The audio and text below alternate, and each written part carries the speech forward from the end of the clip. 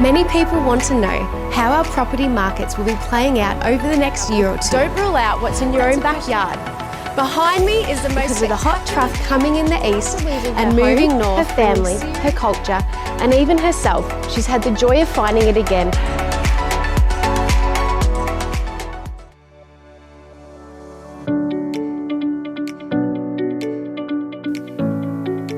Many people want to know how our property markets will be playing out over the next year or two.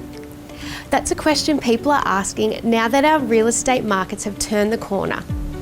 It wasn't that long ago that the media was predicting housing market Armageddon, but the property pessimists have been proven wrong once again. That's when our property markets bottomed out in June 2020 and are now rapidly retracing their steps.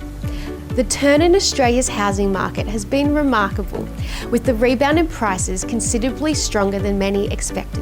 The Melbourne and Sydney property markets have surprised most commentators, with Melbourne enjoying its strongest property price recovery ever and Sydney property recording its fastest rebound in decades.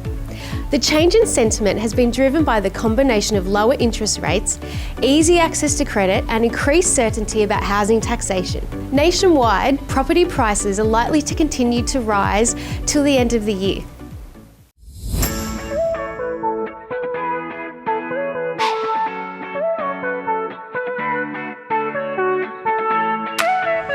What's next on your bucket list to travel? Santorini? The Inca Trail? How about the Great Wall of China? When choosing your next destination to travel, don't rule out what's in your own backyard. Behind me is the most spectacular view of the Sydney Harbour, with the majestic Opera House looming in the background. And right next to me is the beautiful Harbour Bridge, with climbs available for brave tourists willing to climb all the way to the top. And in the short distance, we have Luna Park, which is a fabulous place for adrenaline junkies. But what would a city be without its history? And the iconic rocks is exactly where I'm going to take you, right after I have a glass of wine at one of these fabulous restaurants.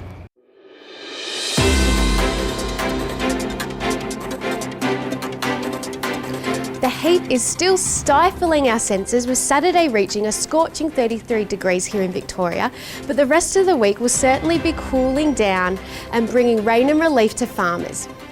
I'm afraid though that we'll have to keep those air conditioners blowing all around the country today because of the hot trough coming in the east and moving north, bringing searing temperatures to central and northern territories. This will be followed by a light rain which will affect most of the states throughout Australia. By Friday, the weather looks a little milder, with Hobart and Melbourne remaining cool, with temperatures only reaching 17 degrees and comfortable temperatures of 21 in Sydney, 27 in Brisbane, and over in the west, Perth will also experience cooler temperatures of 21 degrees, dropping to a chillier 14 degrees at night. Meanwhile, stay cool in the aircon and enjoy the rest of the day.